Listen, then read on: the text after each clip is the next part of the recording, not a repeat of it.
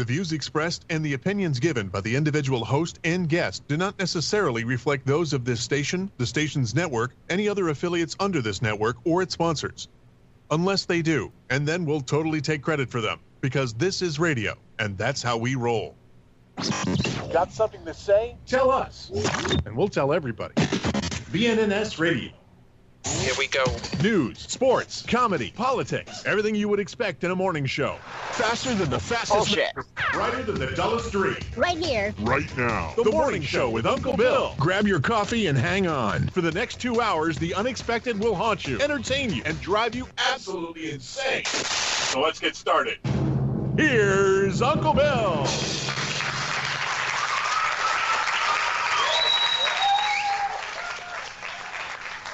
Mercy, mercy, mercy. Oh, isn't it? What a wonderful day it is today. I hope everybody had a great night last night. And we had a city council meeting last night. And it was a committee of the whole meeting for the city of Belvedere from the city council. And last week at the city council meeting, they voted down an ordinance. A week before that, at the committee meeting, it was 9 to 1 in favor. Well, you motherfucker. What was that? Hey, we need. Yeah, in other words, they had a vote of 9 to 1 in favor of passing this ordinance on, which was for sidewalk cafes. And then the following week at the city council meeting for the second reading and passing of that ordinance, a couple of business owners on that street where they wanted to put the one cafe, and this didn't include just one street. It included any business in town that wanted to do a sidewalk cafe, as long as they followed the rules and what have you. And because a couple people got up and swayed, it was totally unbelievable. All of a sudden, the vote switched. 7 aldermen turned again and voted down the ordinance.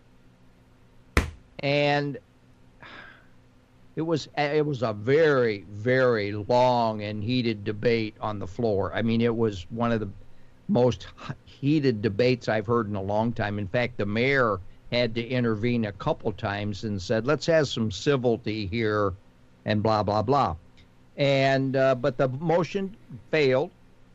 So then last night at the committee of the whole meeting, one of the alderwomen got up and she gave, it had to be almost a 10-minute speech on her disappointment and the reasons why she was so disappointed with the failure of this city ordinance. And it was absolutely amazing. She wrote this speech or this argument, and it was very eloquently done. And in fact, I'm going to say it was Alderwoman Freeman, and she did a fantastic job of really pinning their ears back. And that's what I love about local government, because you can get in there and really express the disappointment and people hear. So far this month, we are over 300 people and that has been listening to BNNS Radio and listening to these city council meetings and so forth, because there's just no room in the city council chambers to put that many people.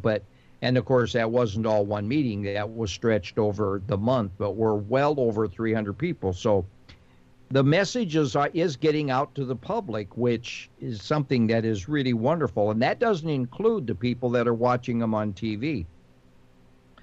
But I really enjoyed that meeting last night, and I commend Alderwoman Freeman for her comments and her disappointment in the failure, and the fact that just because a couple people came in and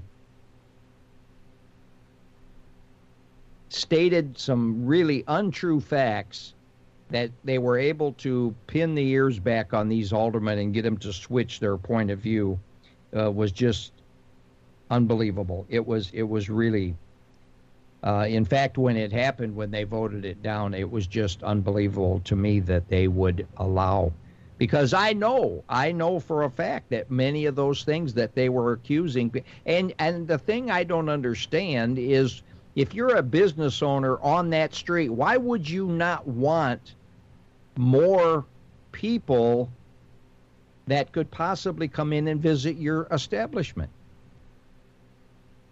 But they basically turned down a new restaurant and more people coming to sit down on the outside and enjoy a hamburger and a beer or something, and maybe run over to the next shop and have some ice cream. I just don't understand it, but I don't want to get into all that. But anyway, if you're interested, you should go back and listen to the city council meeting from last night. It was amazing, especially the beginning when she gave that 10-minute approach.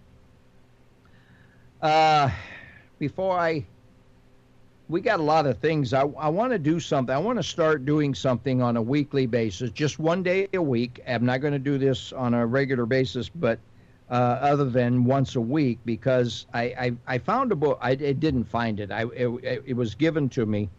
Every year we have a white elephant sale at our local Lions Club meeting. And it's an internal fundraiser that we have that allows us to raise funds that can be used for club expenses, because if you understand state law, you can't, any money that you solicit from the public, you cannot use for personal expenses within the club. So we have to raise money in order to keep the essentials running in the club. So this year I bid on a package, and in that package was some nice stuff, but I got this book, and it's called Uncle John's Unsinkable Bathroom Reader. And I thought, oh boy, what a piece of crap, somebody would send out this junk. And I thought, well, once again, I get the bad. Some people get really good gifts, some people get lousy gifts. Well, I got this book, and I started just kind of thumbing through it just for the fun of it. And there is some exceptionally amazing information in this book. And of course, it's the bathroom reader. It's designed to go in the library, and when you sit and you're wanting to sit there for a while, you read a couple articles, and it is absolutely fascinating. That and more coming up on this edition of The Morning Show with Uncle Bill right after this.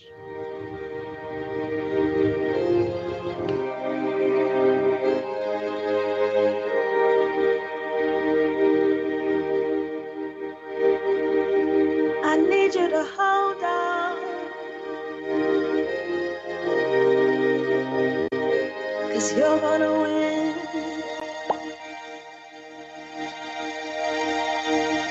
I need you to stand tall, yeah. No matter how long it's been, don't get weary.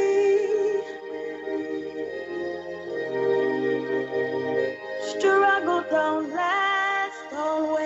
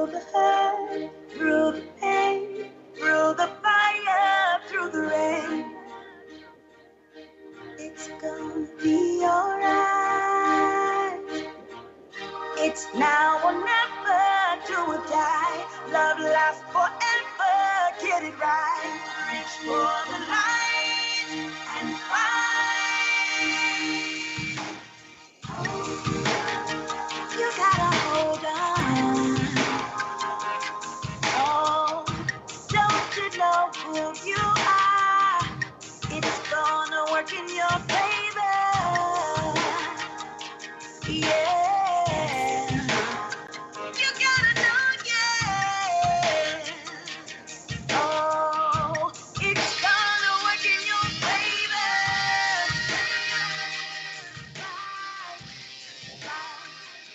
Cause you're gonna win. You're gonna win. Yeah. Yeah. Fight. And we're gonna win. Yeah.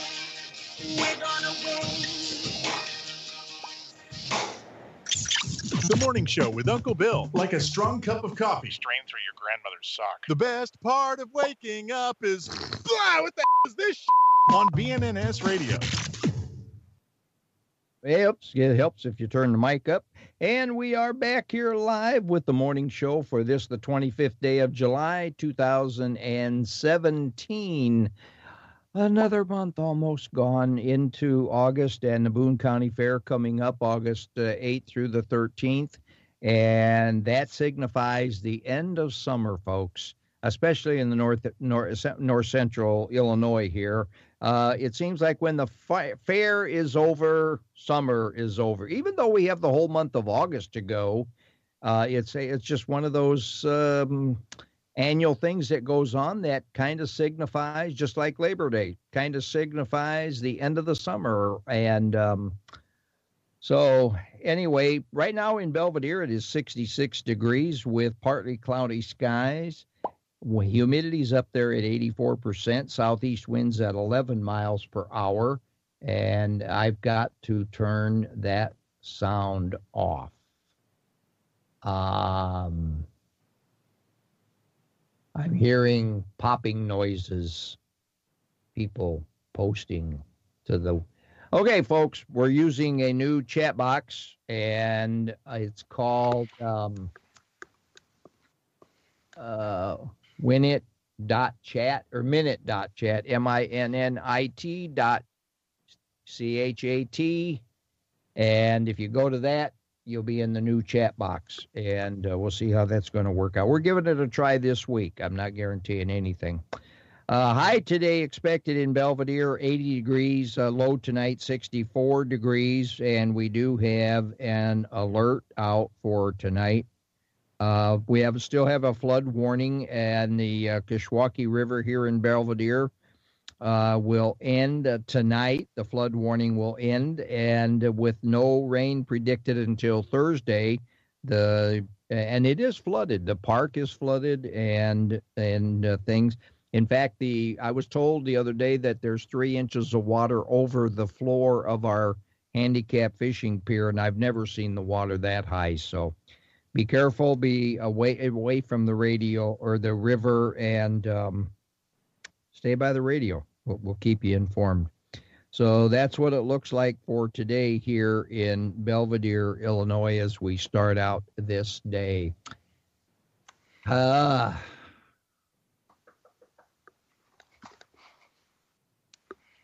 I think before I do this next thing, I want to get our crew in here because I know they're going to want to comment. We'll be right back. Big D, co-host on the morning show with Uncle Bill, right here on BNNS Radio.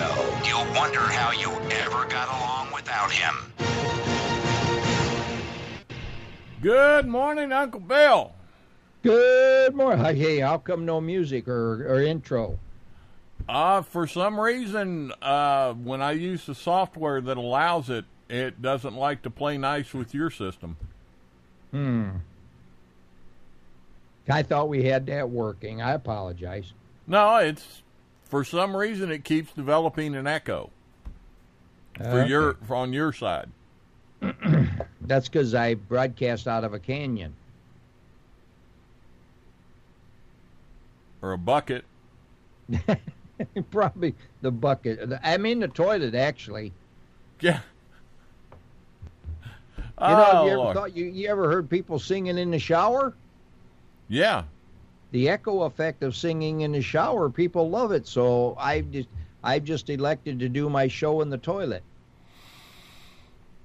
I get that nice echo. I heard that there are, and I can't think of who it was, and now it's been so long ago, but that some movie stars and music singers actually, when they had houses built, designed the bathroom just for that. You're exactly right. I've heard that story too. So. Acoustically, they have a reverberation that is just unbelievable. In fact, it's been posted on Facebook where people got caught singing in public restrooms because they love the resonation from it. Also joining us on the morning show is our research analyst, Craig, from out in Omaha. Good morning, Craig. Good morning. How are you this morning? All right. First off, I'd like to apologize for my potty mouth. I thought the mic was closed. I shouldn't be talking like that anyway, but I was working on something that extremely frustrated me. Are you talking about this morning? Yes. We didn't hear anything. Oh, yes, Good. We did. Oh, I didn't. Good. Well, Bill, you said, what was that? Oh, that's what it was. Okay, that was you. I thought the mic was muted, and I didn't follow the rule about any kind of public speaking. You always assume a mic is open no matter what. That's true. Again, I apologize. I feel horrible about it. Oh, well, when the FCC knocks on my door, I'll send them out to Omaha. All right. Hey, just before we get into the topic of the day, I want to just do this, and again, I'm going to try to do this once a week because I got a lot in this book, and it's very interesting stuff. Oftentimes we talk about things of the past, and this one section of the book I found is called "Where'd They Go?" And when you think about these things, you suddenly realize, to some of us, it's very common, or we actually remember. And to some of the listeners out there, some of this is totally foreign. I mean, if you were to talk to a 25-year-old person today, they'd say, what? What are you talking about? Are you from the ancient history, or from the dinosaur age? You know, whatever. Anyway, this little section is called Where'd They Go? And there's just a couple little stories. For example, TV repairman. How many of you remember the TV repairman? Big D, do you remember TV repairmen? Oh, absolutely. How many times have you had them out to your house? Oh, I can remember at least 3 or 4 times. Sure. Craig? My wife's father, who's long since passed, and then her oldest brother who passed, he left us just a few years ago, they were both TV repairmen. And my brother-in-law, he ended up having to change professions because televisions just became throwaway. It cost more money. He said if you could find the parts were so expensive that you couldn't. The customers were not willing to pay to have them repaired for the cost of the part and the repairman. I think you read this book because it says before TV there was radio and radio repairmen.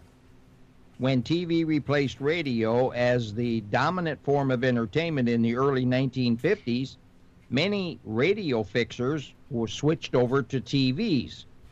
And like early radios, TVs were expensive and made up of a lot of tubes, wires, and other parts that could be replaced. But fixing one was specialized work that had to be done by trained professionals. As the average household income increased from $4,000 in 1955 to $30,000 in 1990, the price of TVs went down.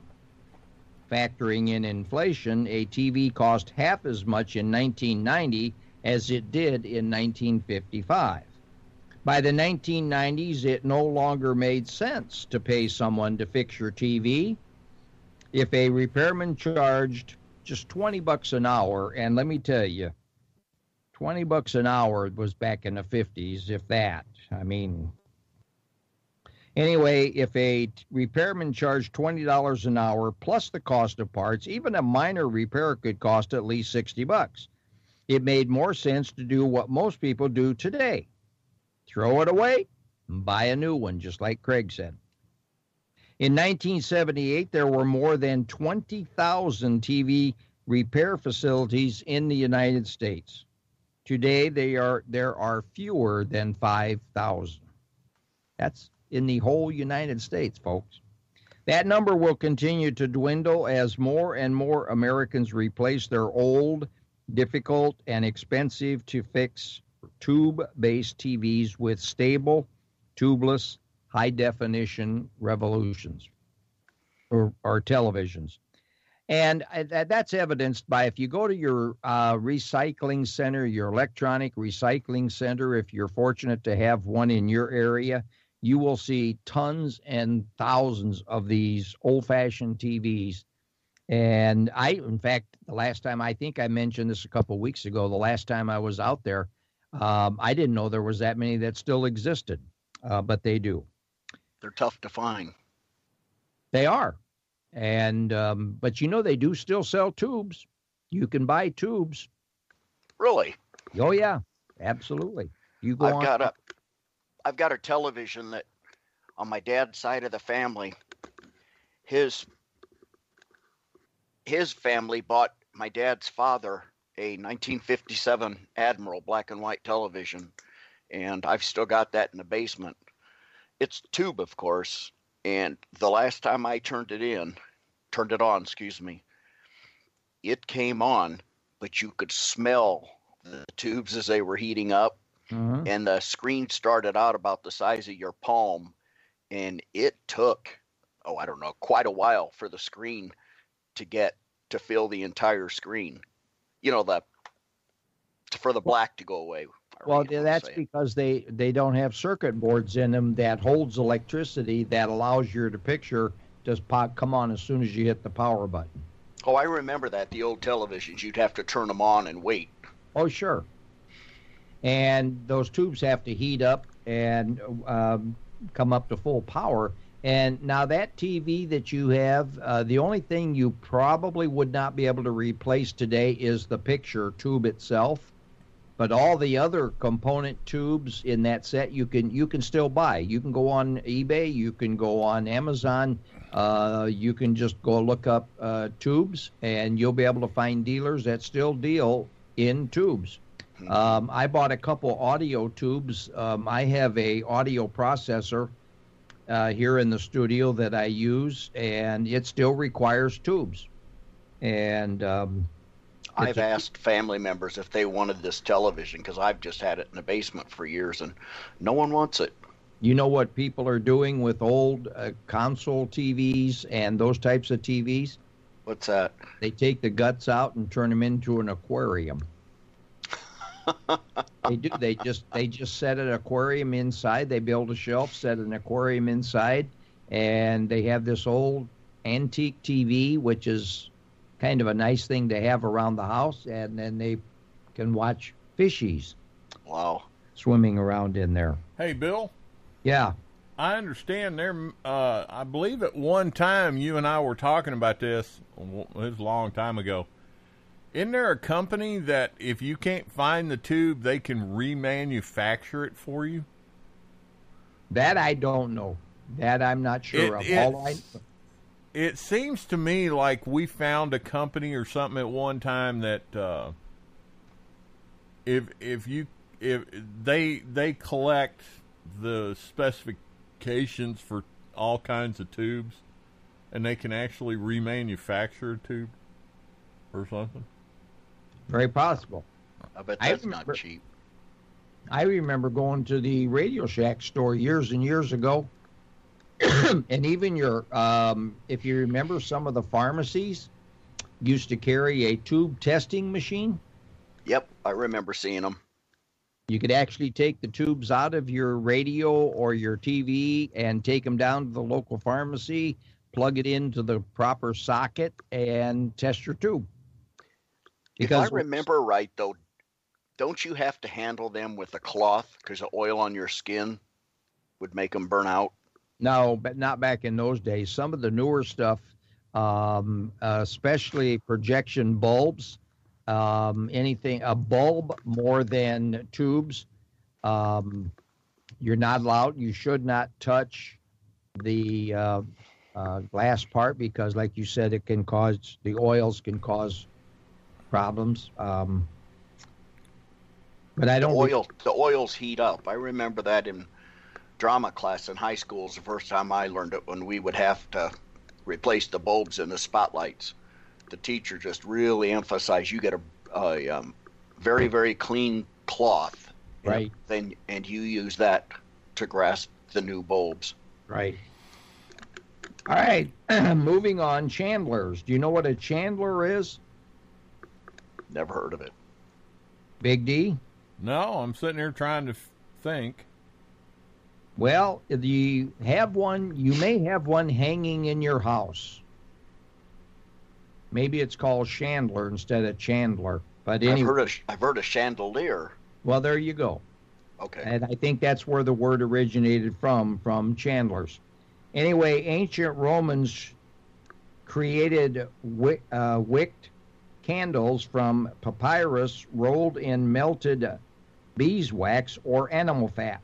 As the only source of artificial light for centuries, candles became a major commodity of Western Europe, where guilds of candle makers, also called chandlers, handcrafted their candles and sold them door to door. As a profession, candle making began to die out in the 1830s, when inventor Joseph Morgan devised an automated candle-making machine, which was a piston-ejected candle out of a mold as they solidified. So he created this machine that would eject candles, and he could produce up to 1,500 candles per hour. Wow.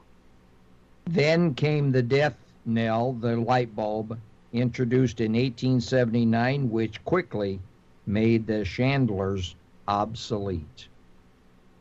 Now people have candles for ambiance and, of course, aroma. Could you imagine reading by candlelight? Oh, you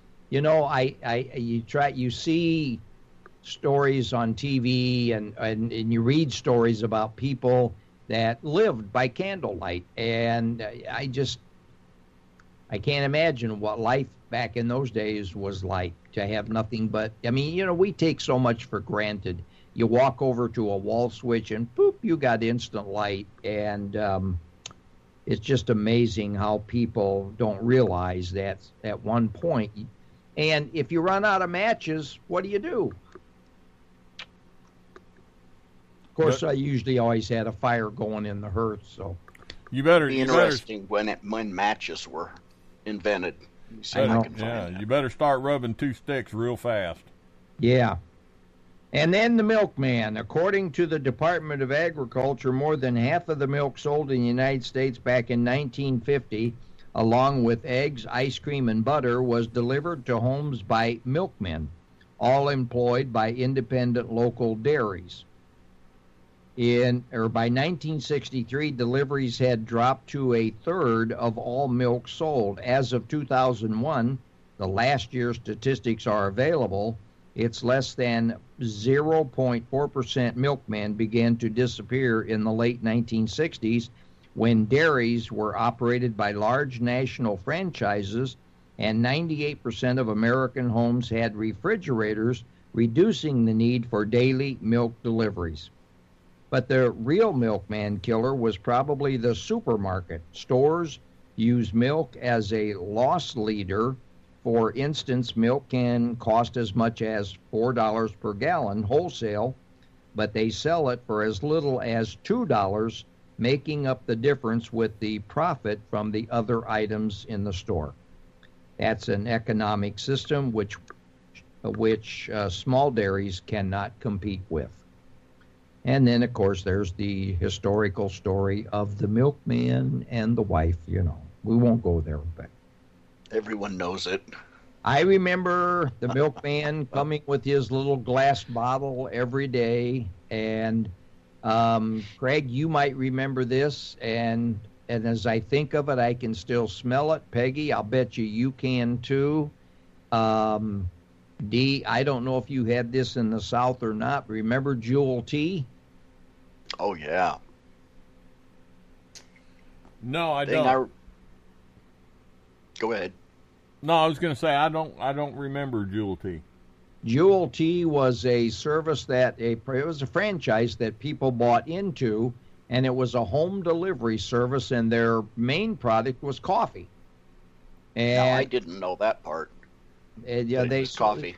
Yeah, their main product was coffee, but then they started adding a lot of different home kitchen products, and of course they generally called on the wife while the husband was out working all day, and then the wife could order her spices, salt, peppers, different spices and different kitchen necessities.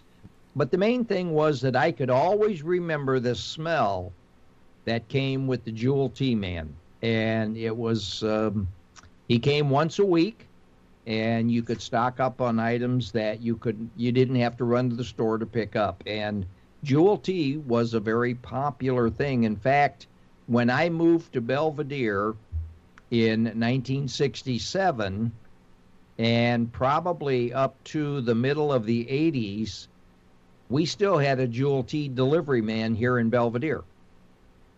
Now, I remember him coming to Mom's house, and the big thing that I remember is they sold a banana nut bread mix that to this day I wish I could find a banana nut bread as good as that. It was just an outstanding, and Mom always bought banana nut bread mix. Well, there you go. They sold pants because your dad bought pants from Jewel Tea. I Yep. remember that. Well, they had a catalog. They ended up with a catalog that you could order things that they did not normally carry on the truck. And the truck actually looked like today's UPS truck. Yep, I remember that. And it had a big Jewel Tea on the side, and They carried an aluminum basket, if you want to call that, the handle in the middle. Yep. And the catalogs you're talking about, they would stand on end on the sides, and that Yep. would help hold the stuff in that he was carrying. always had a sample to hand out if there was something new. It was quite a thing. But unfortunately, that's gone by the wayside, and no more home deliveries. I wonder how much of that is because so many women are working outside of the house now. So a lot of houses sit empty during the day. Well, I think that the thing that put the demise in this article doesn't really carry, but it didn't even talk about we were talking basically about milk, but I think the same demise of the Jewel Tea Man is what caused the milk industry or the home delivery of milk drop, and that was your supermarkets, where you could run to the supermarket and pick up everything and no longer had to order it and wait for it and that type of thing. So, and that's what killed these Jewel Tea Man here in Belvedere, was that you just couldn't get enough people on the route to keep it a business anymore. Moving on, before we get to our main topic of the day, brick makers. Brick making began in ancient Persia, or it began in ancient Persia, and the process remained virtually the same for centuries. Brick makers dug for clay and left it exposed to the elements over the winter, allowing the freeze-thaw cycle to tenderize the clay. In the spring, they ground the clay into a powder, placed it in a soaking pit with water to get it to the right consistency, and then mixed it by hand. Next, a chunk of clay was rolled in sand, placed in a mold, left to dry in the sun for 2 weeks. And then it was fired in a wood or coal-burning kiln. As it did with candle making, the Industrial Revolution of the 19th century ended artesian brick making. Ever since, bricks have been made in factories with temperature-controlled and other processes that make all bricks uniform. And the last one I want to cover a little bit today is kind of an interesting one. Also, you remember the cobbler? Yes. If you ask a young person today what a cobbler was, they would probably say some kind of a thief, thinking it was a robber or, a cloaked individual that lurked in the night. But actually, a cobbler is a shoemaker. Cobblers arrived in the Americas in the first English colonists that settled in Jamestown. The voyage was funded in part by a London shoemaker guild. They were fully established in 1616, and cobblers went door to door soliciting made-to-order shoes. It wasn't until the 1750s that shoemakers abandoned to-order shoemaking and simply made whatever shoes they wanted to, and they made them in various sizes, of course, and offered them for sale. And up until 1840s, all shoes were made by hand with roughly the same tools used for centuries. Knives to cut the leather, pliers to stretch it, awls to punch holes in it, and a needle and thread to stitch it into the shoe. The trade survives today, but only for repairs. Most shoemaking has been mechanized since 1846, the year Elias Howe invented the what? Sewing machine? Yes, sewing machine. Absolutely correct. My nephew by marriage, her husband is still in the shoe repair business. But you know what his major repair business is? He still repairs shoes and resoles and will fix your shoes. But you know what his main income is at his cobbler shop? What's that? Luggage. Luggage that gets damaged, and in that industry has dropped down somewhat too, because you don't find too many leather luggage anymore. Everything in the way of travel is now becoming cloth or metal, and they need for repairs. And now he may repair cloth because he has the big sewing machines that can sew leather, so he can probably repair luggage that gets damaged by the airlines, because the baggage handlers are so rough with your baggage if you put it into, and that's why so many people have dropped putting baggage into the baggage compartment, because it's so carelessly handled. And now that you have to leave them unlocked, who knows who's going through your luggage, right? Now, people that travel a lot, many of them are starting to ship their luggage ahead. Exactly. By UPS or FedEx or something like that, because the luggage is handled much better. They're guaranteed that it will be there. It doesn't get lost. Well, and you can secure your luggage. Yes. And where on an aircraft, you're not allowed to secure your luggage anymore, so there's been a lot of thefts from luggage, especially if you're traveling overseas. And it's acceptable. That's what blows my mind. They've shown on TV how baggage handlers, they launch luggage and they think it's funny. Mm-hmm. But now FedEx, they don't do that. They guarantee what they're shipping. Now, see, we just had a mission team go to Haiti on a medical missionary trip to do some medical missionary work in Haiti. And one of our missionaries, when they got to Haiti, they got an empty suitcase. All the medical supplies and smocks and everything she had packed away was gone. When she got her luggage, it was an empty luggage. And nothing you can do about it. So anyway, but that is called The Bathroom Reader, and that's going to be our series. At least once a week, we're going to pick an article out of the book and do The Bathroom Reader. And that's our coverage of that Hey. for today, which takes me to the topic of the day. And Craig, I'm going to ask you the question because this does go back in time, and it requires us to go back in time anyway to discuss.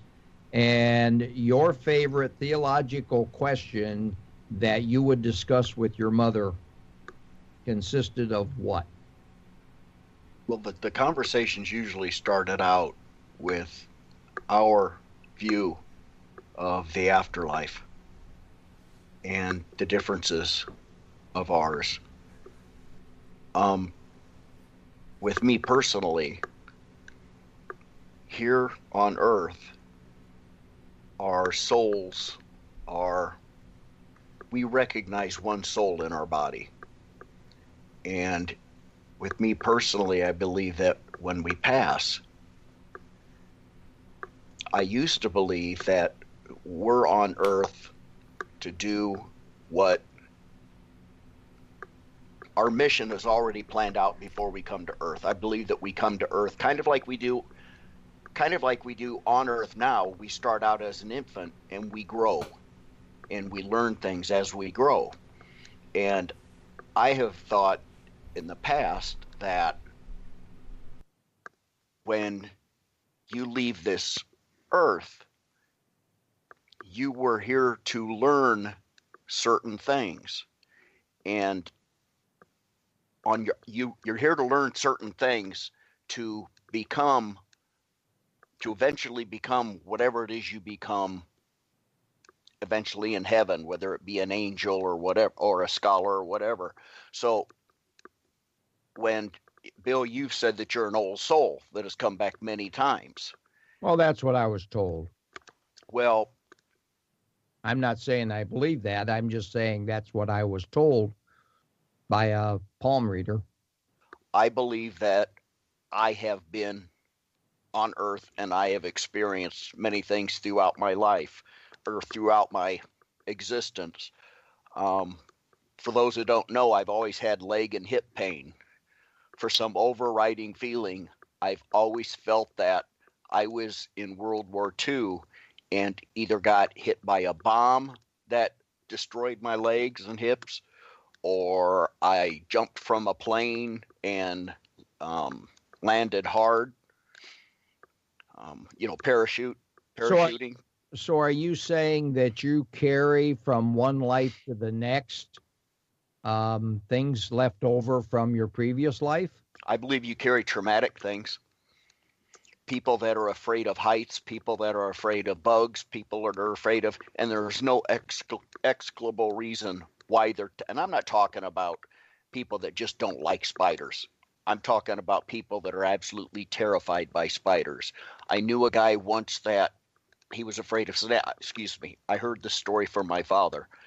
One of his buddies was terrified of snakes, and his friends thought it would be funny that while this guy was in getting donuts or whatever the hell, he was outside of his car, they thought it'd be funny to throw a garter snake in his car. Well, a garter snake is absolutely harmless. And he was driving on a road, and they said he saw that snake, and he hopped out while he was going down the road. He was that terrified. Well, in my mind, something happened to him in a previous life that carried over. Now, that story very well may have come from me to your dad, because I may be part of that story. Uh-oh. Because are you the one that put the snake in there?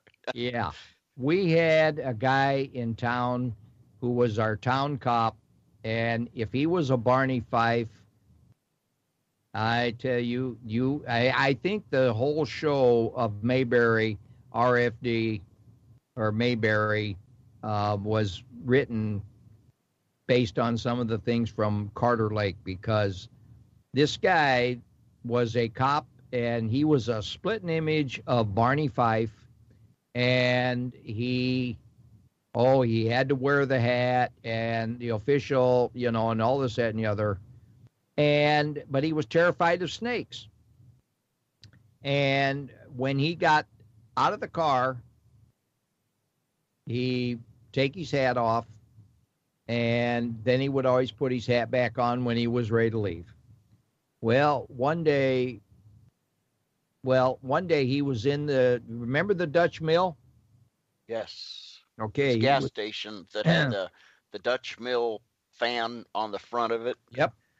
Well, we used to hang out there, and one day it had a single bay, and then there was a brick wall that was partially built up, and it separated from a second bay.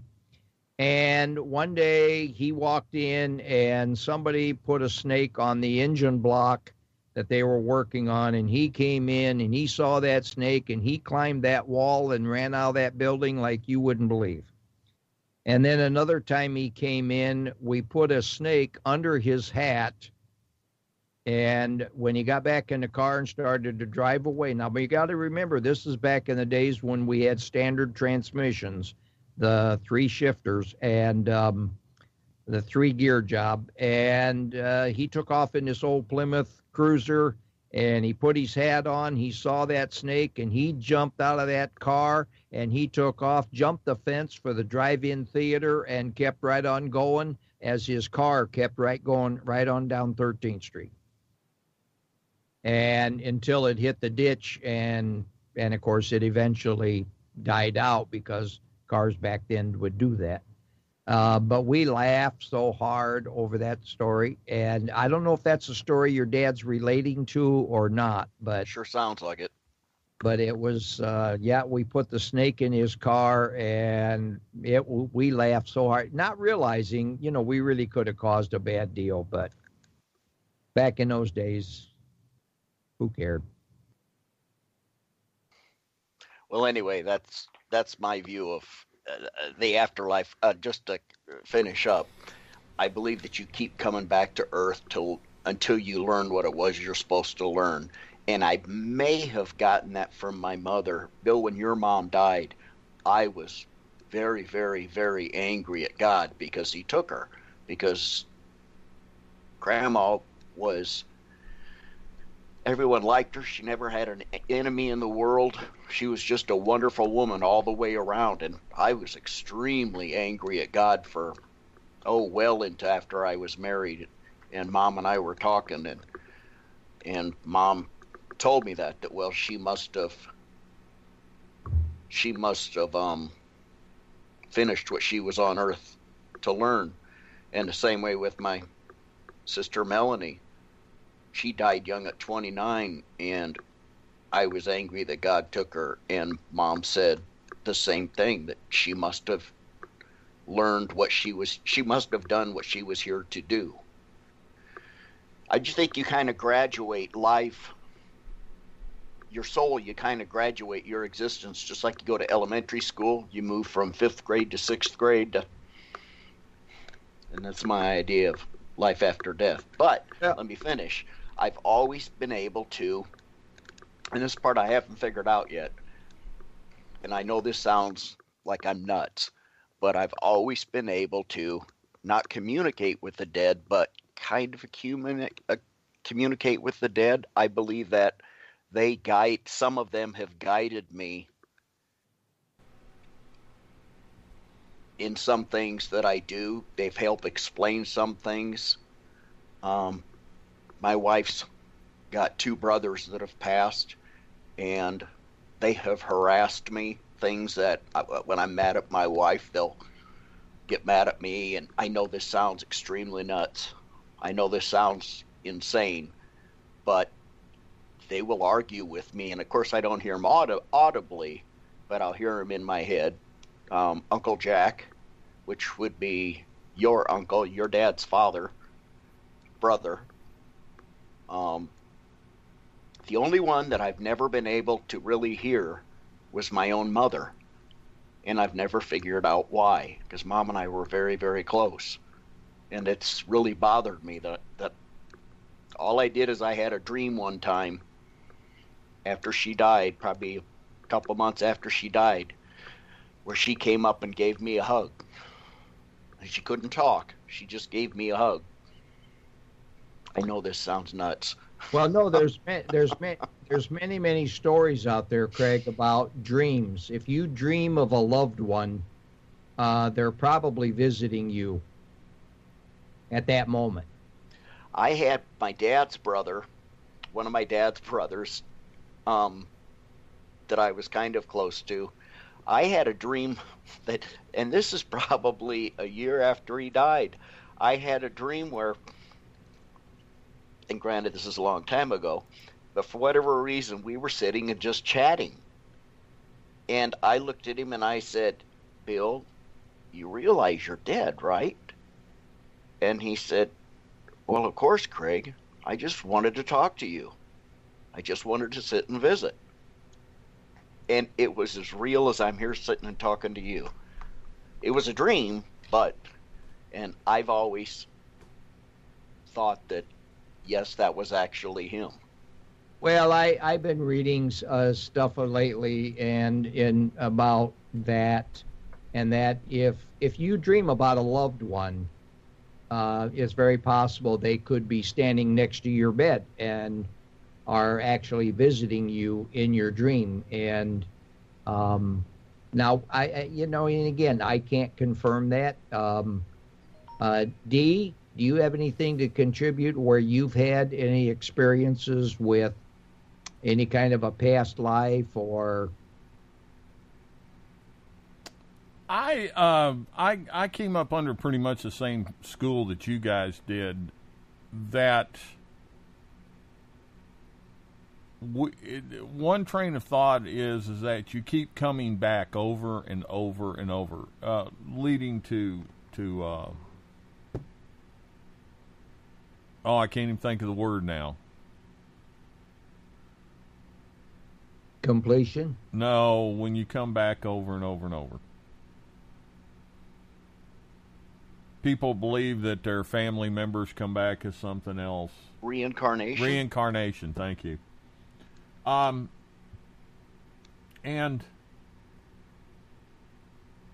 I can understand that.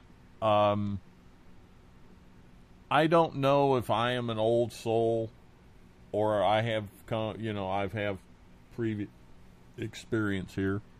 There's days I think I'm a new guy on the block. But as far and I think the conversation actually started out about what is heaven.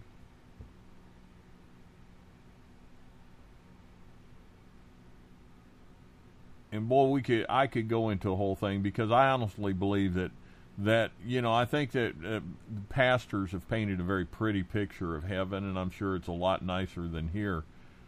But it's basically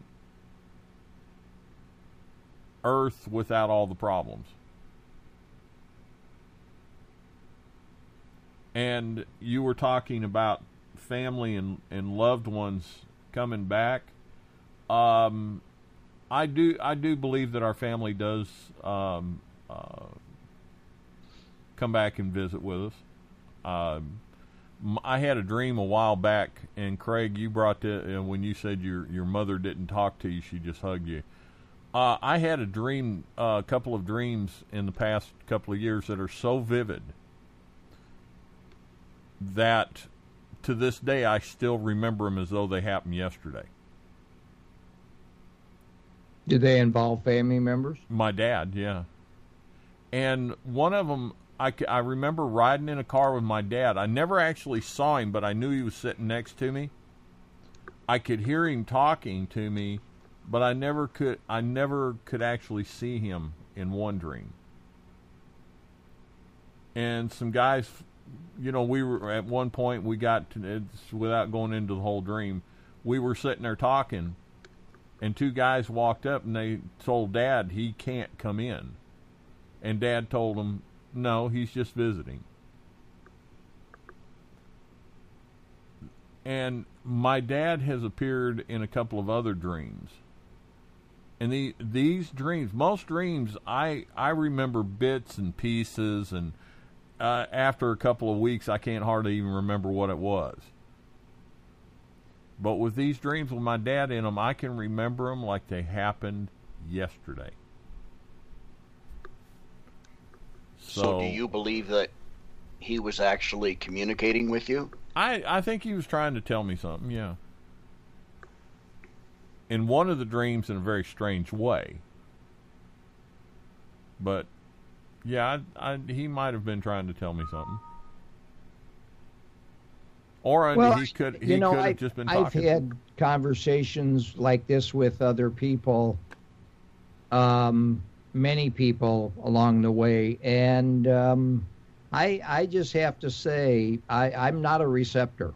I have just come to the conclusion that I am not a receptor, and that just means simply that I have enough doubt, because I'm a doubting Thomas. I have enough doubt in my system or in my soul, my heart, whatever, that I'm just not a good receptor. Now, that being said, when I say that I've never been visited by a family member, I don't dream about family members who have since passed on. I've never had an encounter of any sort that I consider. I've had feelings. I've had thoughts, and some may say that that is part of it, being communicated with, but I'm not a receptor to the point where I can literally accept or believe that I had a contact from somebody from the other side. And now, Bill, when you pass, as close as you and I have always been, if you don't come visit me, I will be hurt. Just like I'm hurt that my mother does not visit me, I will be hurt. Well, see, this is what I don't understand either, is that, you know, your mother and I were very close, and I've never received any form of communication, contact, or anything, whatever you want to call it, where other members of the family have, or they believe they have, whatever you want to say. And I don't question their belief in that they had a conversation or they were contacted or whatever.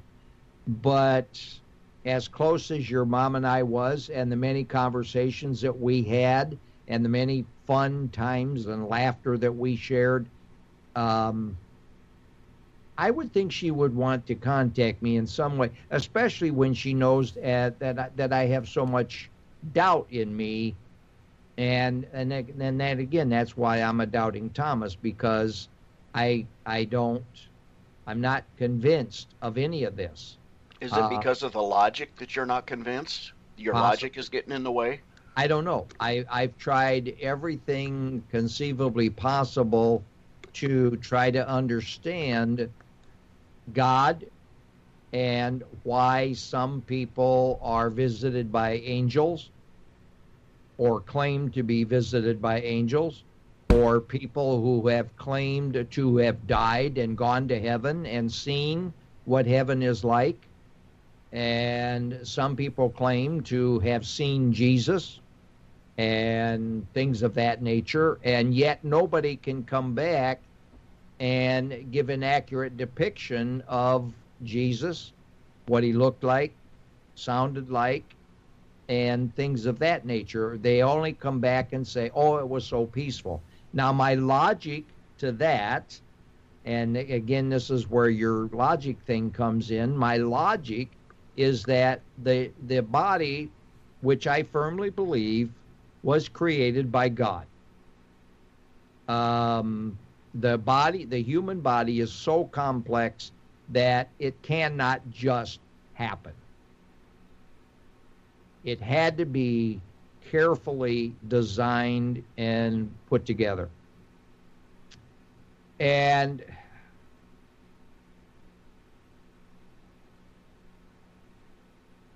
when we suffer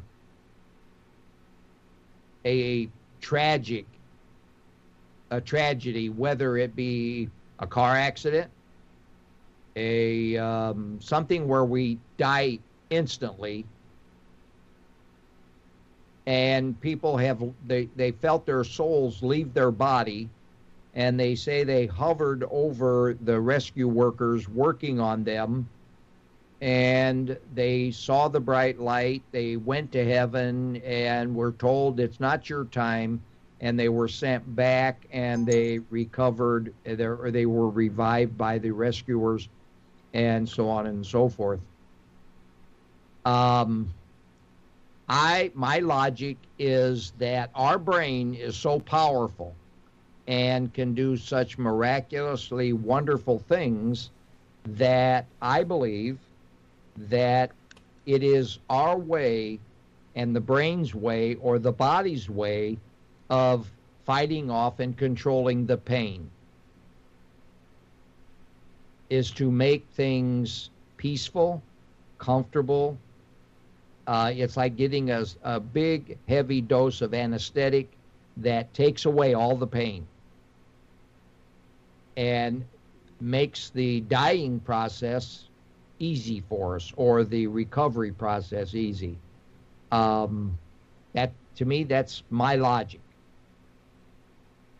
I don't dispute other people, because people that I know personally who have claimed to die and saw themselves or felt themselves leave their body and got to watch what was happening to them, and then they were brought back to life.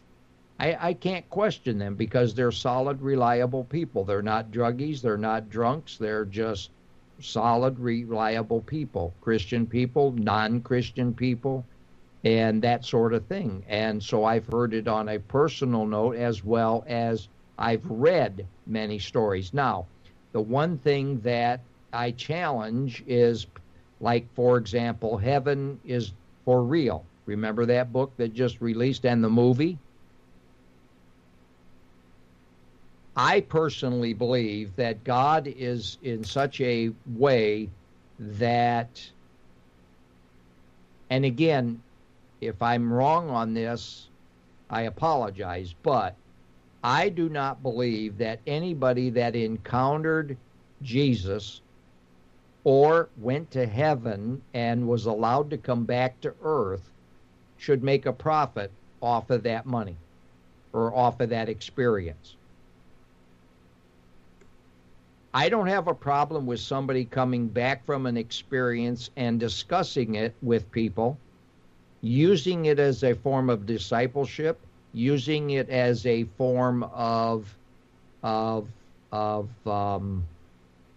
evidence that God does exist or Jesus does exist. And of course, we know Jesus is God. And so I don't want to challenge that part of it, but to write books about it and sell them on the market, and then have movies made and collect royalties off of that movie. And what you do with that money, what they did with the money, I don't know. They've never disclosed what they did with the monies, the royalties off of those things. Do they give it away? Do they give it to the church? Do they give it to the poor? Do they help people like the Bible commands?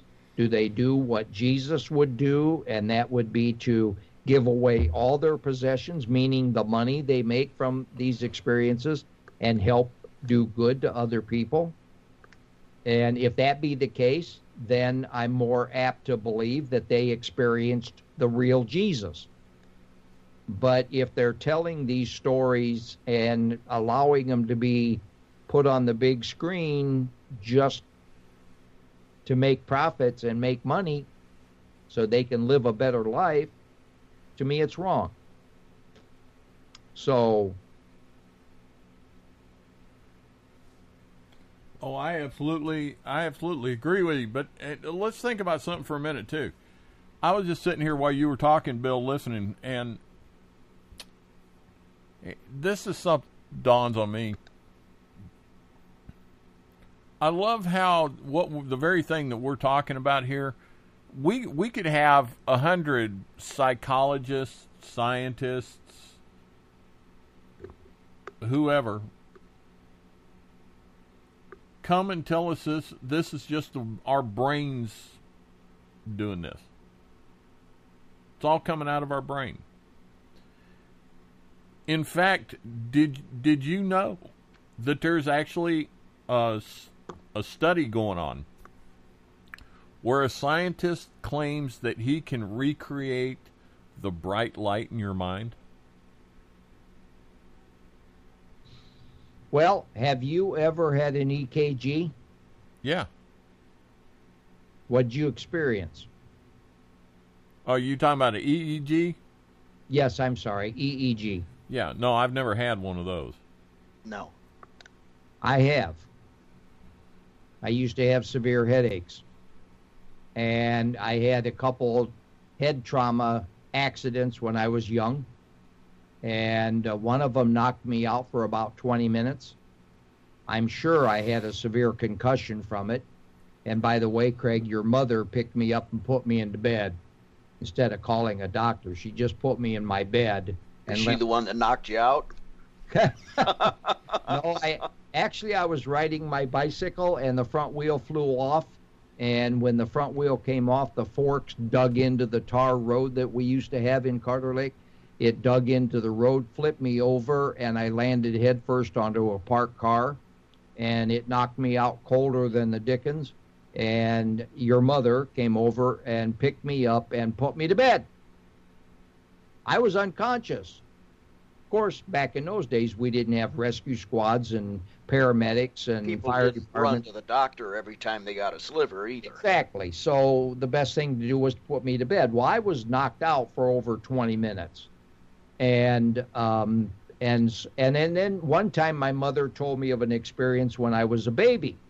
She put me on the sofa while she went to the kitchen to do something, and I either turned over or some way I rolled over, and I fell off of the sofa and onto the floor, hard floor, no carpet, and I quit breathing.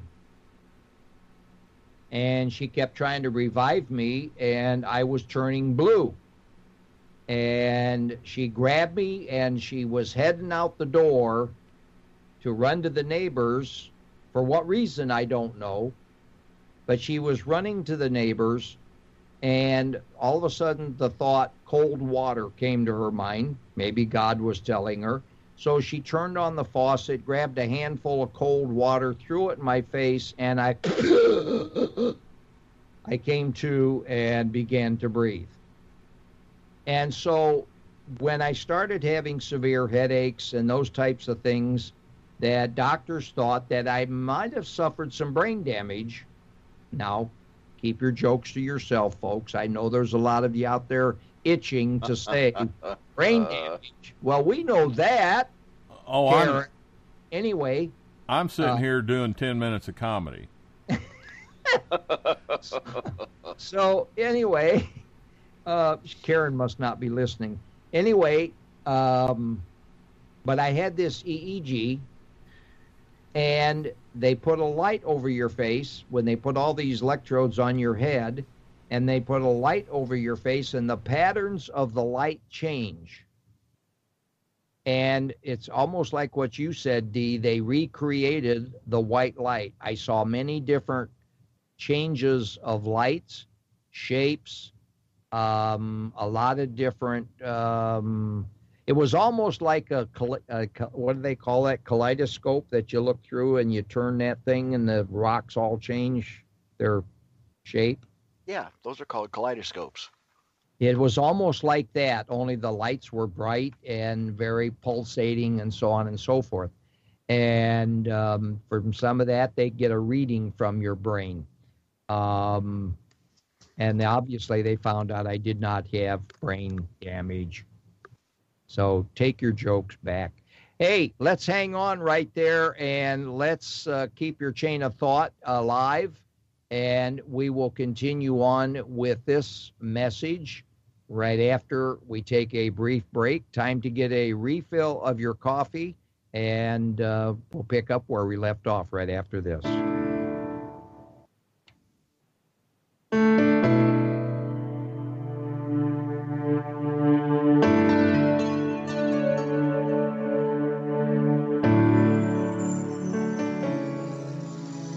Jesus, whatever you have to do, I just want to be ready, just want to make every step a walk with you. Jesus,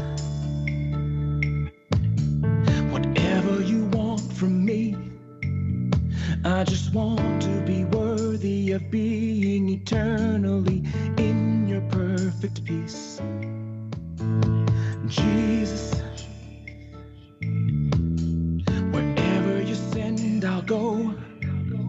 I just want to be giving, just want to be living my life for you alone. Oh, Jesus, whatever you say, I'll do. I just want you to walk with me, want you to talk with me, make my life brand new. So fall down on me, Lord, I need you to hear my plea. Let the flood of your spirit wash over my soul. Cover me, so fall down on me, and like the rivers to the sea, make my heart yearn to be where it never should leave. Fall on me, Jesus.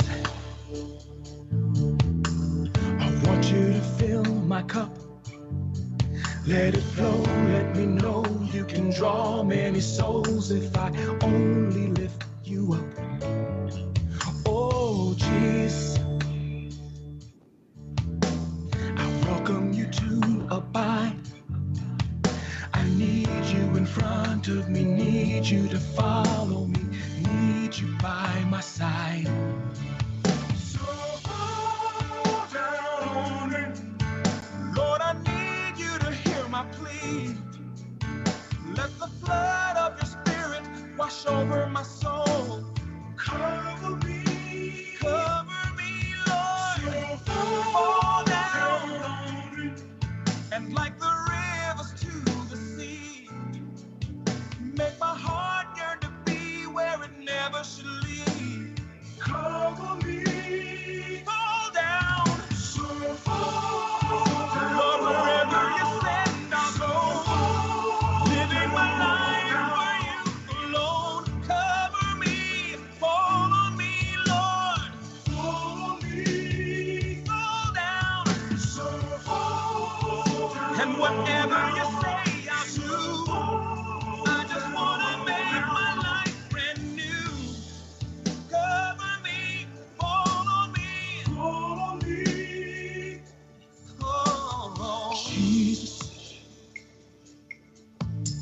I welcome you to abide.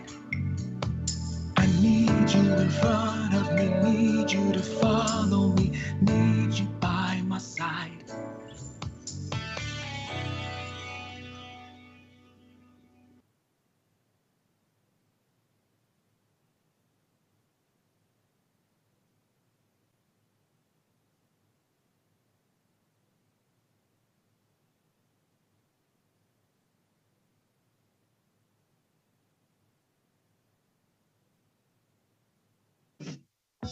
Whether looking to buy a vehicle or in need of repairs, State Street Auto Rebuilders specialise in restoration, street rod building, collision repair and towing, as well as being a used car dealership and rentals.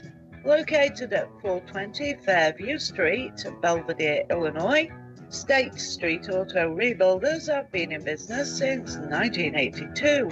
For quotes and service, telephone State Street Auto Rebuilders on area code 815-544-7013.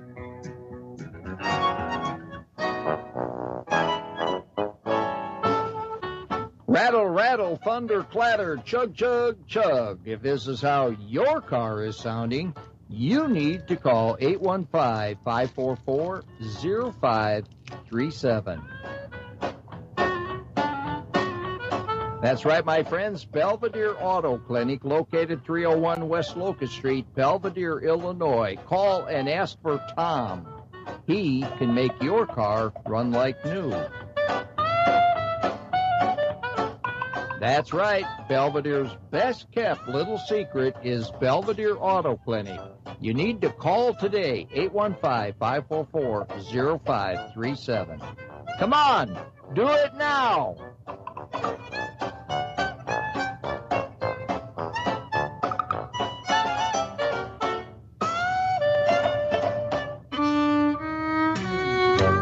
You're listening to Belvedere's Network News and Sports Radio, bringing you the best in Internet radio. That's BNNSradio.com. All day, every day. BNNSradio.com. All right, we are back here live. I apologize for that short bit of dead air. I got held up getting a fresh cup of coffee. And Karen said she apologized for missing the part about me and brain damage. But anyway, we're back here live, and I just want to mention real quick our sponsorship and State Street Auto Rebuilders and Tom down there at Belvedere Auto Clinic and the guys down there at Belvedere Auto Clinic and the wonderful job that they can do to keep your cars running like new and looking like new, and they'll go out of their way to make it right with you. And they don't scalp you like a lot of your big dealerships do. They will scalp you, and they will overprice their parts and everything else. Now, these guys make profits. I don't have anything against anybody making a profit. But come on, reasonable. And then the other thing that bothers me about major, big automotive repair shops, I have a brand new car. It's not brand new right now, but when I had this car, I only had it a few months, and I took the car in for a standard oil change, and you wouldn't believe all the stuff they found wrong with it. I mean, expensive stuff. Now, granted, it's all covered under warranty. I really didn't care that they wanted to repair it. But I often wonder how much money did they really make off of the warranty company or General Motors or Chrysler, whoever made it, General Motors actually. And I just wonder, how much money went into their pocket by replacing all these expensive parts. Well, if you go down to a place like Mr. Kit, if you go down and see Tom down at Belvedere Auto Clinic, you don't have that kind of a problem. These guys are not out to scalp you. Yeah, they got to make a profit and pay their bills, but they're not out to scalp you. And so that's the nice thing. But yet they're willing to sponsor and support a local radio station, and that's their heart. Do I have sponsorship from the largest automotive dealer in town? No, not at all. So, that being said, thank you to our sponsors. So do me a favor, will you? Go down and see Tom at Belvedere Auto Clinic, and if your car needs to be towed someplace, go down and see Mr. Kit. They got this nice, pretty green truck, and he'll be more than happy to tow you wherever you need. And if you'd like to be a sponsor, you can do that too, and we'll talk about you the same way we talk about our friends down there at the Auto Clinic. 815-544-2967. Give us a call. We'll discuss it. Or send me an email at bnnsradio@gmail.com, and we will discuss it, and you too can get your name on BNNS Radio. And by the way, we are pushing over 300 listeners this week, or this month, well, actually in the last couple weeks, on listening to City Council, and your name can be mentioned right there, and we make it easy. We do make it easy, and it's very inexpensive. So not like big media. We're not like the football Super Bowl where we charge you $3 million for a 30-second ad. You should do that. Of course, $3 million would carry you for a while. Well, if somebody wants to pay me $3 million for a 30-second commercial, I'll play it forever. I'll run it 10 times a day. Come on. I mean, they play it, what, once or twice through the Super Bowl? So, anyway, 71 degrees right now in Belvedere with clouds and mostly sun, 70% humidity, winds out of the southeast at 11 miles per hour, high today 80, and tonight will be 64 degrees. And again, we still have that flash flood warning until the end of today, and hopefully the water will recede and give us a chance to breathe a little bit before the next rainfall comes on Thursday. You guys are stealing all of our rain. It's drier than a popcorn fart here. Really? Oh, yeah. I thought you guys were getting heavy rains. Nope. They say like 70% chance tomorrow, so I'm hoping. I was going to say tomorrow they're calling 80% chance according to my charts. So you're going to have a high of 83 with south winds at 8 miles an hour and thunderstorms all throughout the day and throughout the night. So at least my grass, the top quarter inch is brown. Oh, I'll tell you, everything around here is so green, so beautiful. The flowers are out in full bloom, just like spring. And it is so gorgeous. It is just absolutely one of the best summers that I have seen in a long time for green and beauty. And because, like you say, by this time of the year, we're usually brown like the wheat fields, you know. It's just unbelievable. Well, it strikes me odd that you guys are getting all this rain because typically here in Omaha, Nebraska, our weather hits you guys, what, a day later? Yep. Normally, yep. But it's all but it's coming it's coming in small amounts, especially in Belvedere. Now, areas around us are getting hit really hard, and there's been a lot of flooding. They've shut down several major rivers or streams.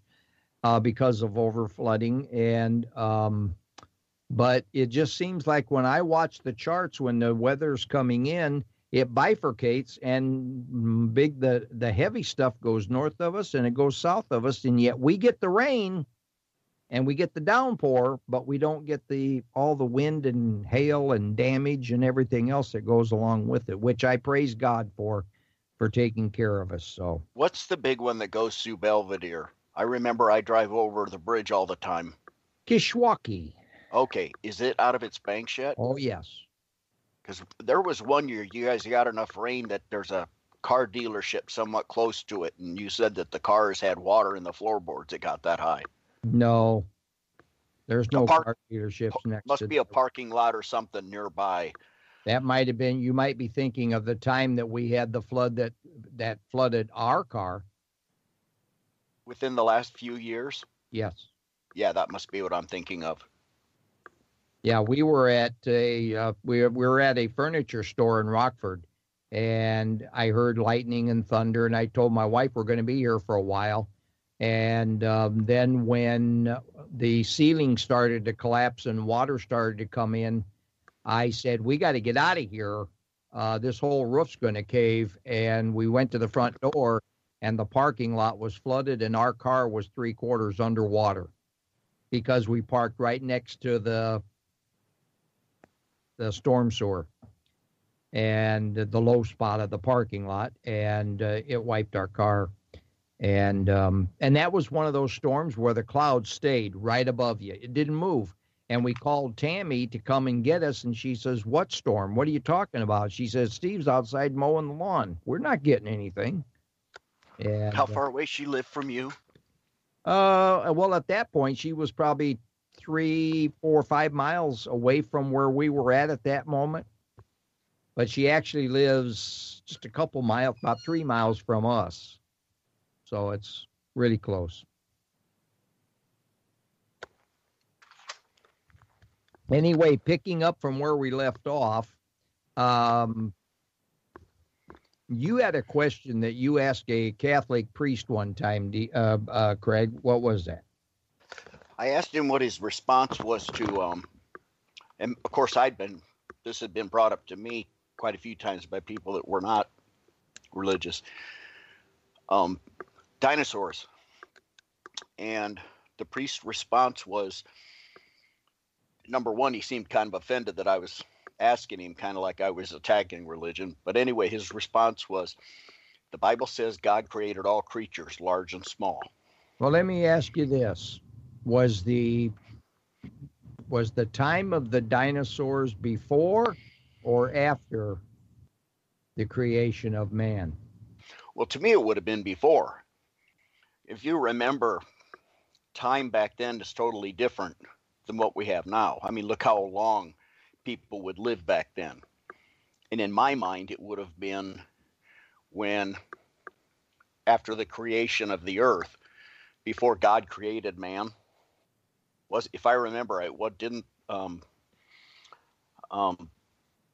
way back when, didn't God create the earth and at one point became lonely, and that's why he created man? Mm-hmm. So this would have been before God became lonely enough to create man. To me, it fits perfectly in the timeline. Well, time in and of itself was actually created by man. We've always been using some form of element to judge time. Time as we know it. I mean, it might have been the rise and the fall of the sun, rise and fall of the moon, or the number of moons, things of that nature. We began to develop a way of keeping track of, well, if you remember the Native Americans, what was their favorite measure of time? That was 3 moons ago. They measured time by the moons. Yeah, I don't remember hearing of that. Oh, sure. Don't you ever remember the Indians say, oh, me, that was 3 moons ago that we killed Custer or whatever, you know. I don't know. Big D, what's your take on it, before or after? The jury's kind of got some new evidence on that. They think they have found man's footprints along with dinosaur footprints side by side, like the human might have been tracking the dinosaur. Well, it's just one of those things. To me, I don't think that we will truly ever know. We won't, because not until we die. Because I don't buy. With me, the jury's still out on carbon. What is it? Carbon 14 dating. Yes. I mean, the further back they go, the bigger the window gets.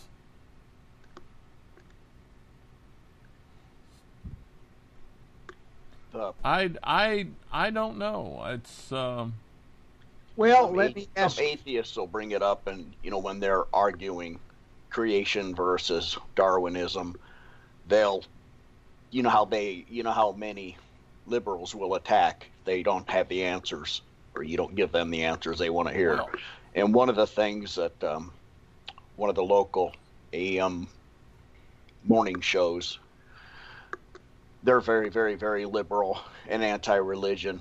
And the thing that they always joke about whenever someone brings up creationism is, oh, yeah, Jesus used to ride dinosaurs. You guys are nuts. Well, think about it for a second. Why does there have to be a difference?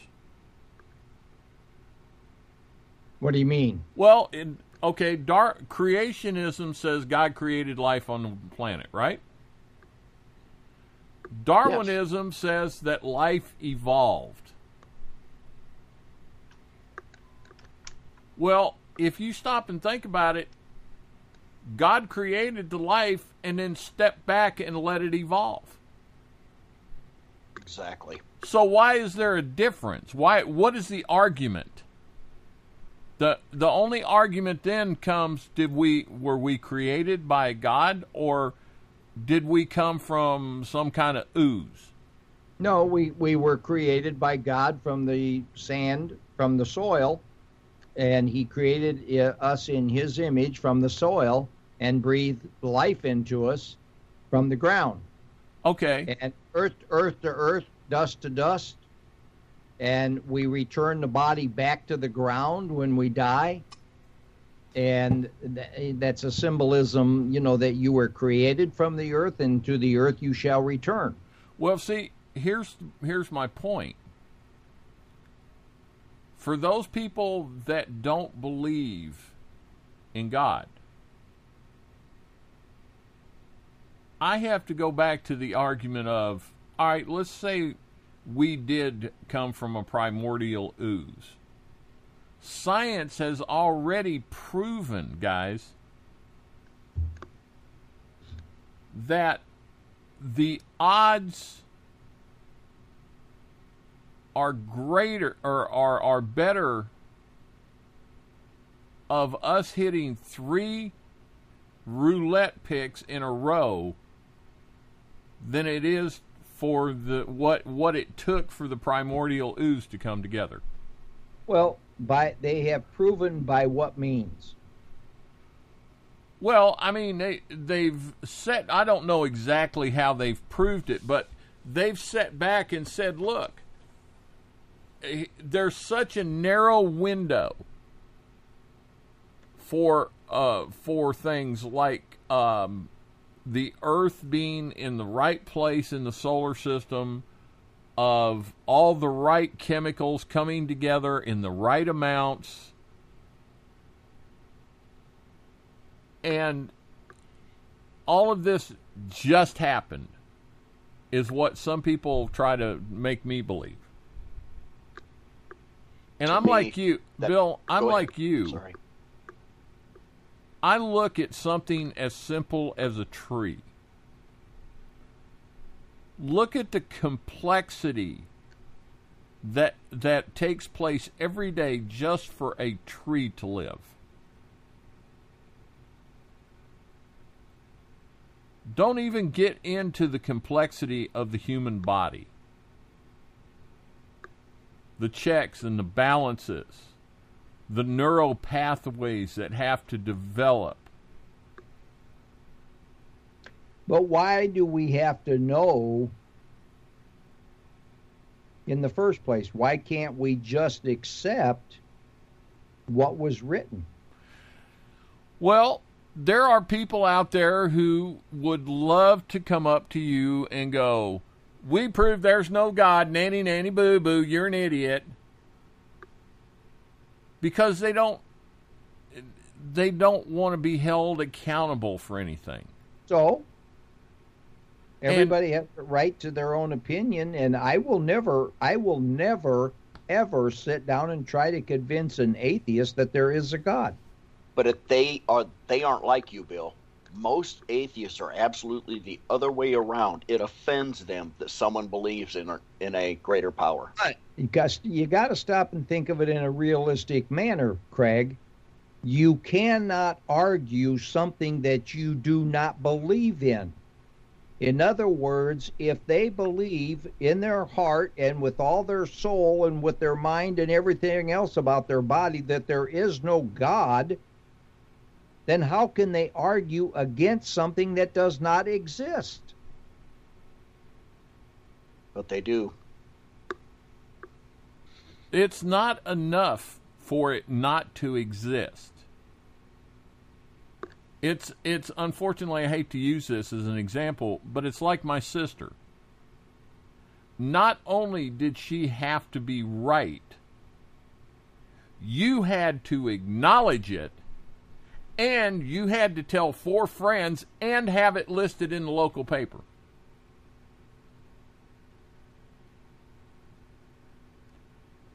And here's another thing. To tell me that religious beliefs are wrong, an atheist is a hypocrite. Well, see, I firmly believe all atheists believe in a God. They all believe it. And Steve Jobs was one prime example. Steve Jobs was an atheist all of his life. Argued vehemently against the existence of a God. But when he was told that he was dying, he suddenly changed his mind. And I've often said this many times on this radio station, this network, this show, that what goes through the minds of an atheist when the pilot just come over the air and says, we're going down, you guys better prepare for a crash and you probably ain't going to survive. What does an atheist do? He starts asking for help. You betcha. Steve Jobs blew it, I mean, for most atheists, because here was a very strong atheist, but when he was told he was dying, He's saying, hey, just in case, there may be a God. So when he's dying, he finds out he's dying, and he says, oh, Jesus, please save me. I now recognize you. Please forgive me. I was wrong all my life. All the stuff I did was horrible, and I truly feel sorry for it. Okay, so does he go to heaven just like you and me? Yes. If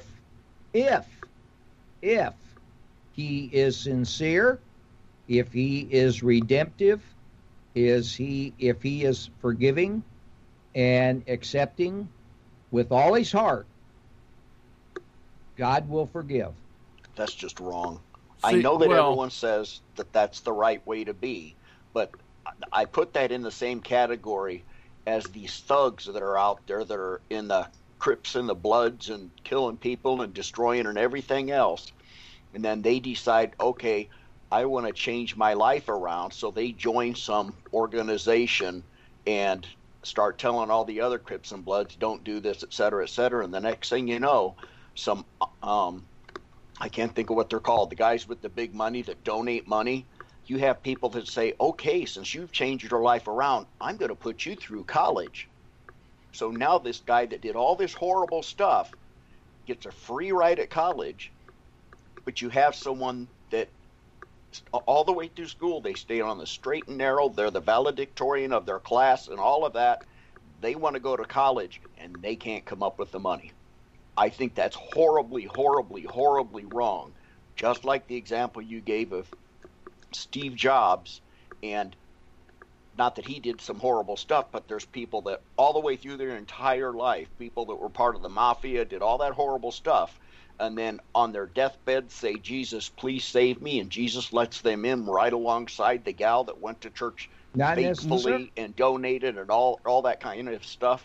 I think that's horribly, horribly, horribly wrong. But not necessarily, Craig, because God knows whether you're sincere or not. God knows whether or not you are truly, truly redemptive and acceptive at the time, and or are you just trying to do it to save your butt? And I don't care if you're genuine or not.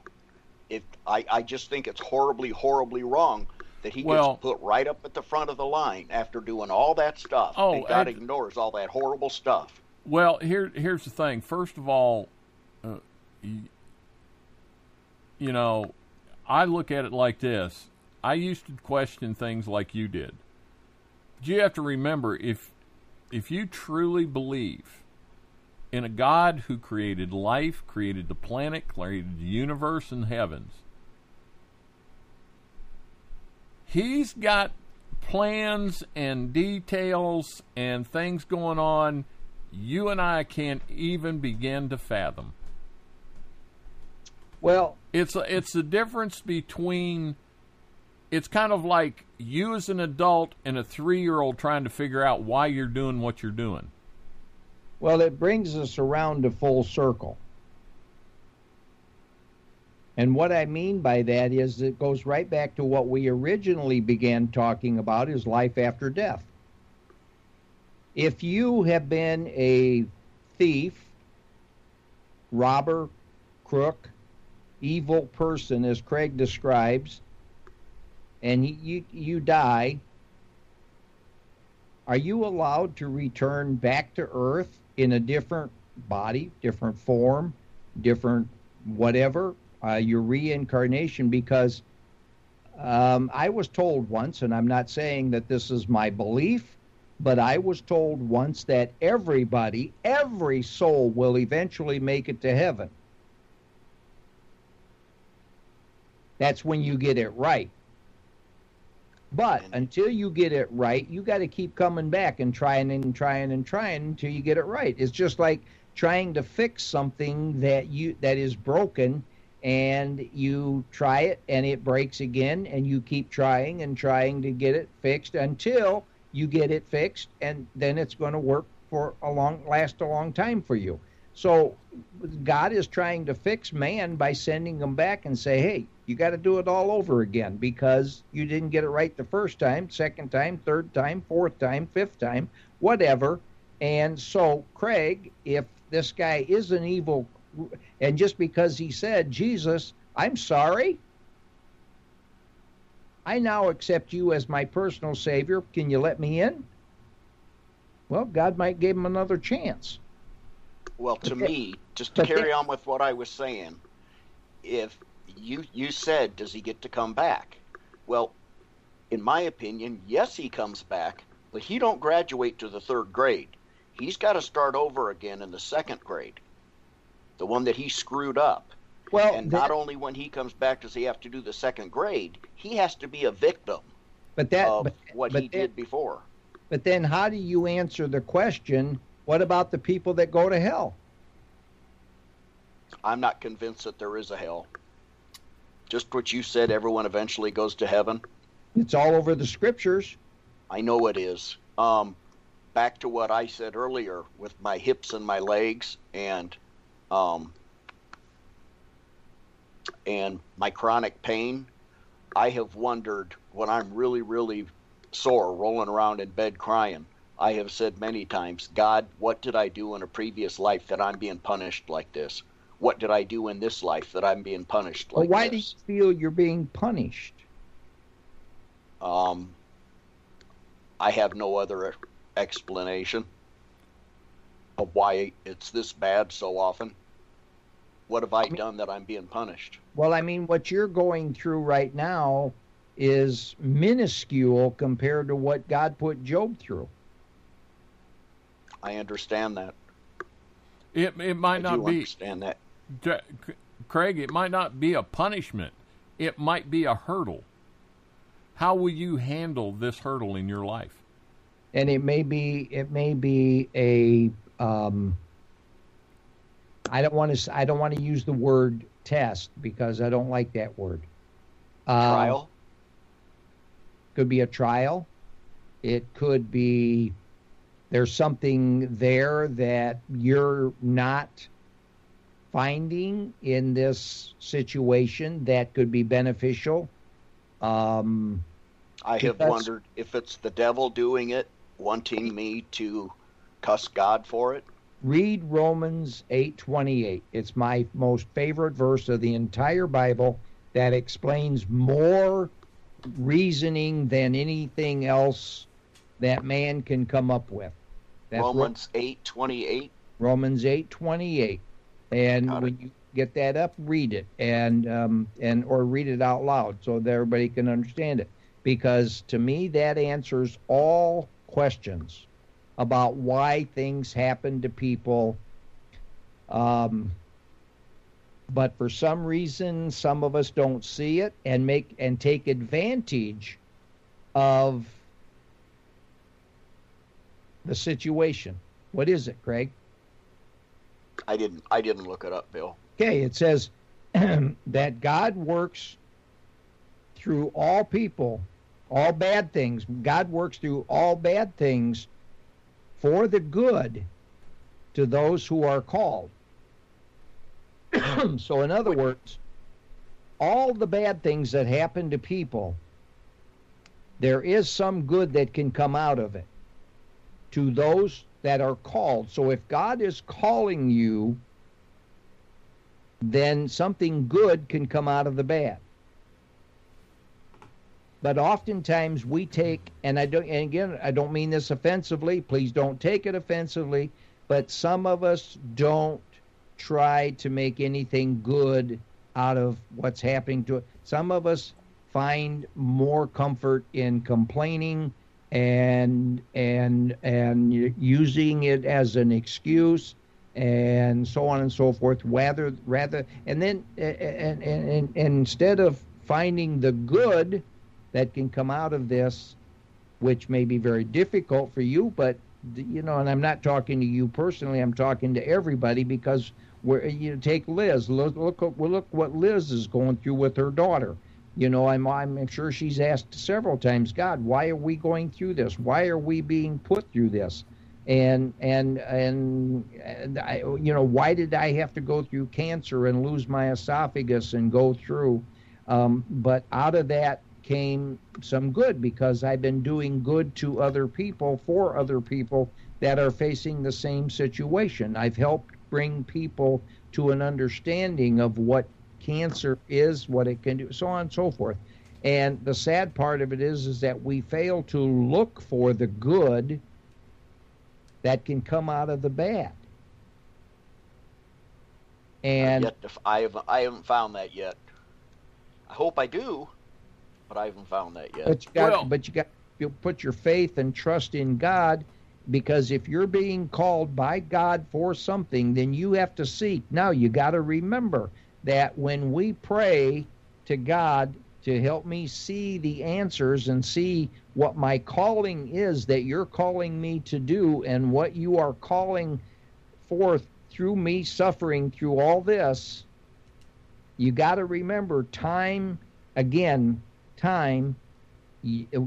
What we want when we pray to God, most people want instant gratification. People want instant satisfaction because if it's a difficulty with finding a job, and or because you're suffering a bad marriage and or something of that nature, or you have a daughter that's suffering like Liz's daughter and so forth, we pray to God and we expect God to answer our prayers right now. But that's not the way it works. It works in God's time. God has his own calendar. God will answer your prayer. I guarantee you, God will answer your prayer in time, when the time is ready. We may not be ready to receive God's answer at the time that we're requesting it. But if we just trust and obey, and we listen and give God the opportunity to work in our life, he will answer your prayer at the right moment.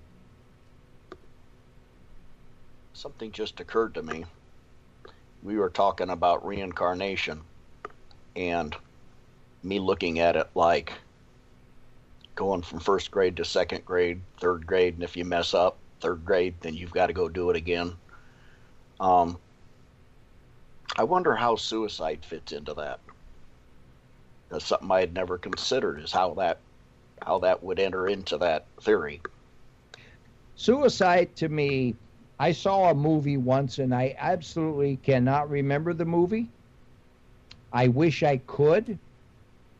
I don't know if it was intentional or unintentional, but I saw a movie once. It was a documentary type of movie where they were comparing heaven and hell.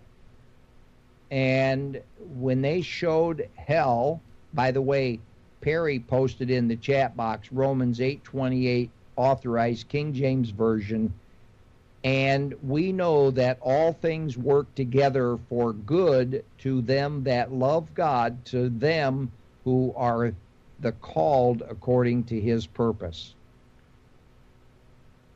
That is the Romans 8:28, and we know that all things God works for the good of those who love him, who have been called according to his purpose.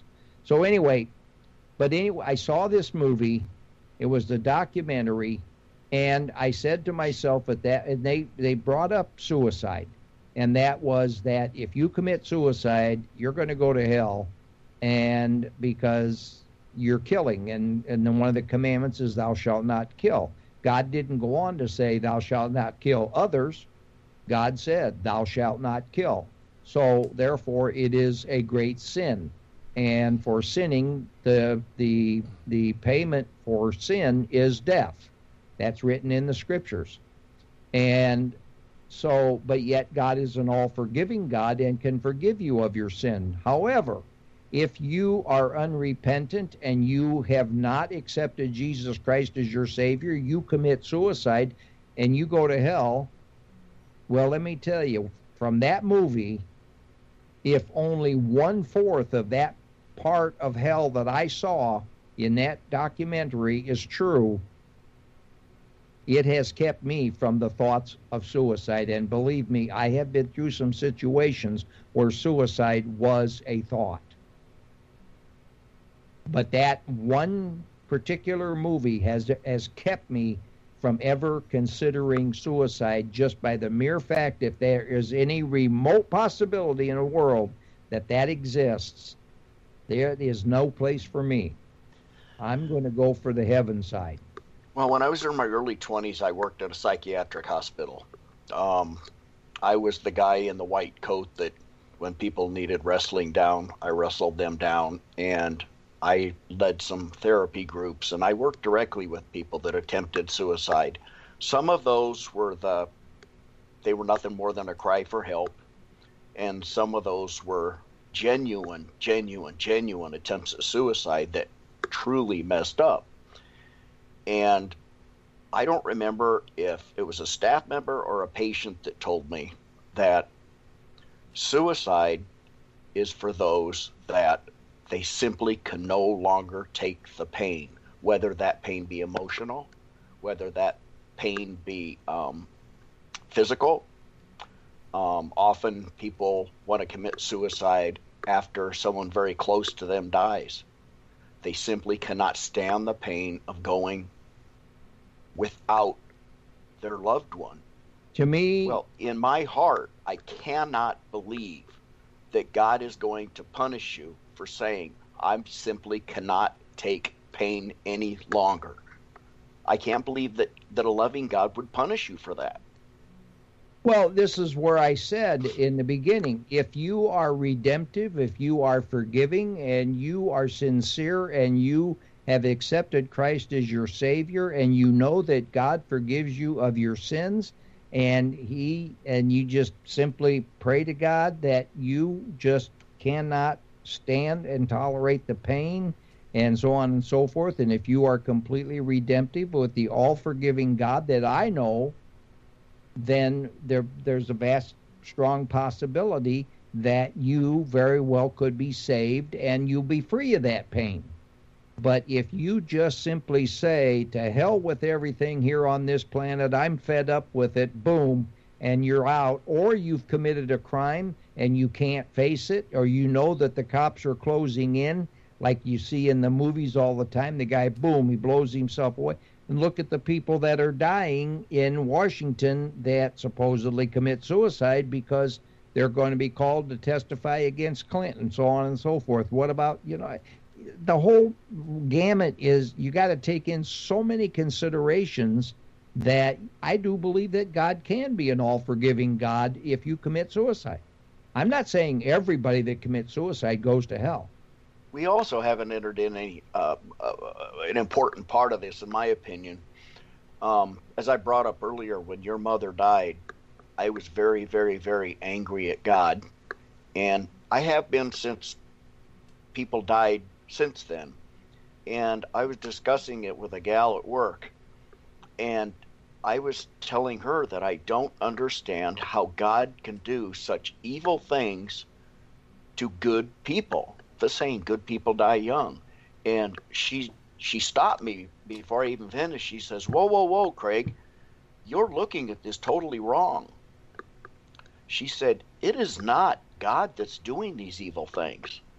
It's the devil that's doing these things, trying to turn you from God. Just like you're angry at God because this person died. That's true. The devil is succeeding.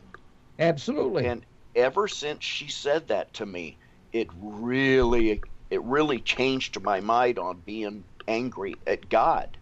I've wondered if the devil, like just mentioned just a few minutes ago, wondered if the devil is doing this chronic pain to me, trying to turn me from God, because he knows in his heart that I have always had a very, very, very personal relationship with God.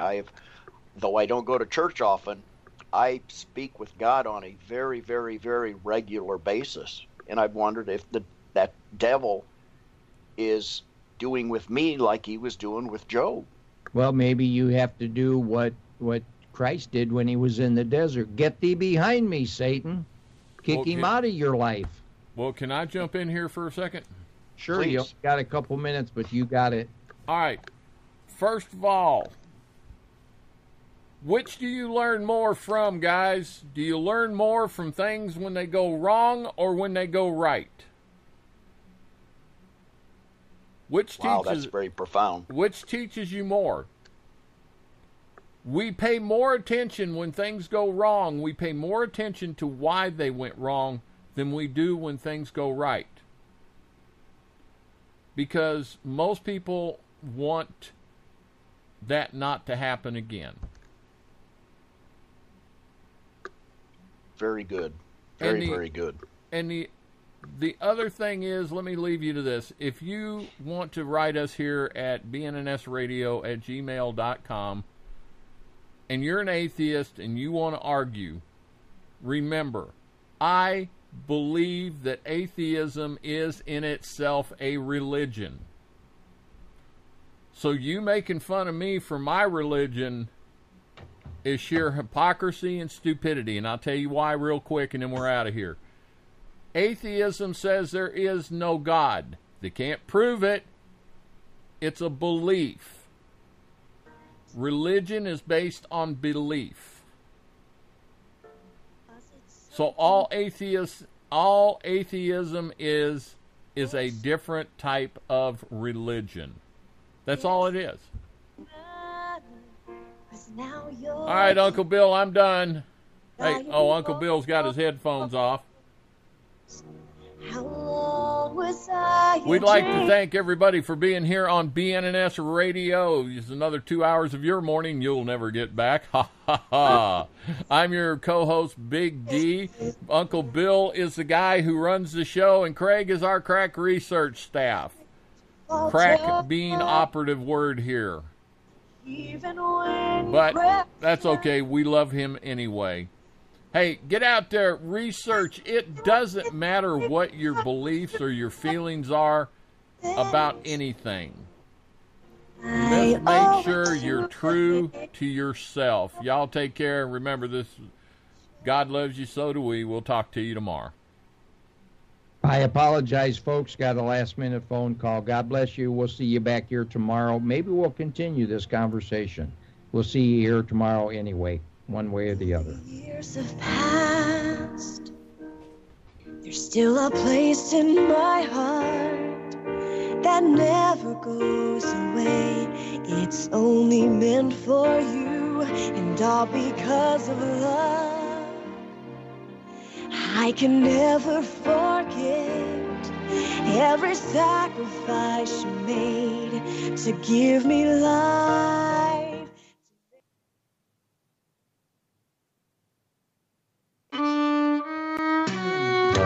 You're listening to Belvedere's Network News and Sports Radio, bringing you the best in Internet radio. That's BNNSradio.com. All day, every day. BNNSradio.com.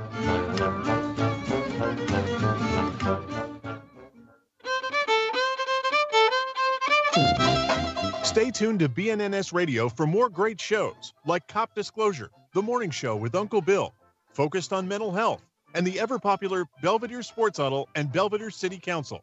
All here on BNNSradio.com and 87.9 on the FM dial. BNNS Radio. Radio of the future.